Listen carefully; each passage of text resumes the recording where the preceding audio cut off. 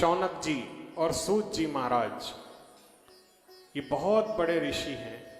सूत जी ने शौनक जी से ये सवाल किया कि हे शौनक जी, कल आपने हमें महिसागर तीर्थ के बारे में बताया था, उस तीर्थ की महिमा बताई थी, अब आगे इसका विस्तार हमें बताइए।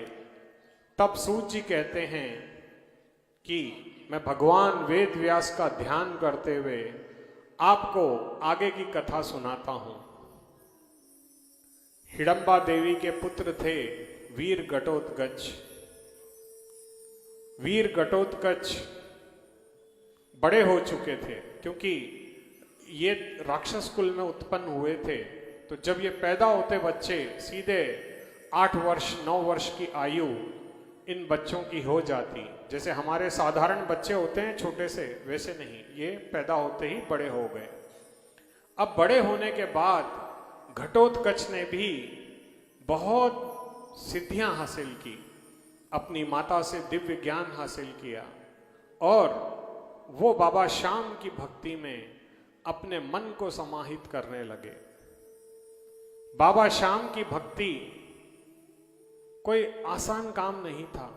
बाबा श्याम का भी जन्म कोई साधारण नहीं था। उनके पिता बहुत बड़े तपस्वी थे, उनकी दादी बहुत बड़ी तपस्विनी थी और उनकी माता कामकंटकटा भी बहुत बड़ी तपस्विनी थी, मां कामाख्या की। गुवाहाटी के पास एक धाम है जिसे कामाख्या देवी के नाम से प्रसिद्धि है। वैसे तो माता रानी की 52 शक्तिपीठ है। उन 52 शक्तिपीठों में एक पीठ है कामाख्या, और उस कामाख्या देवी की परम आराधिका थी कामकंटकटा।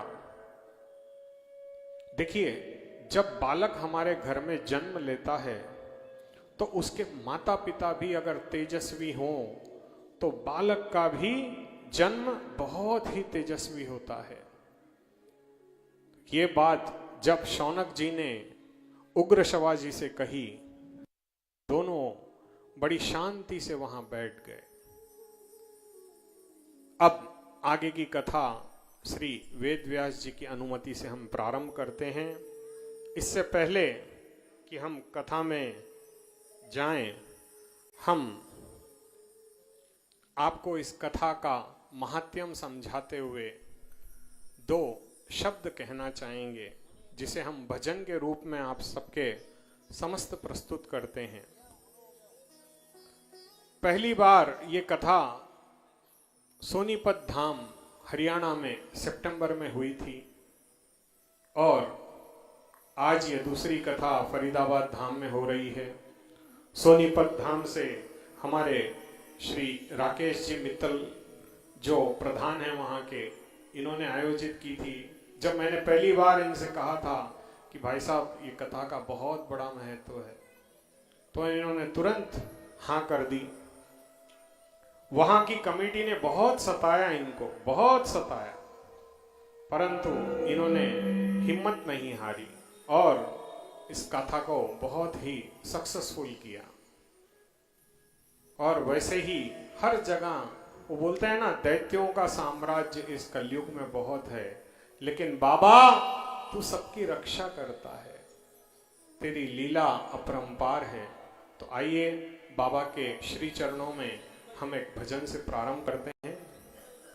शाम तुमसे मिलने का सत्संग ही बहाना है। शाम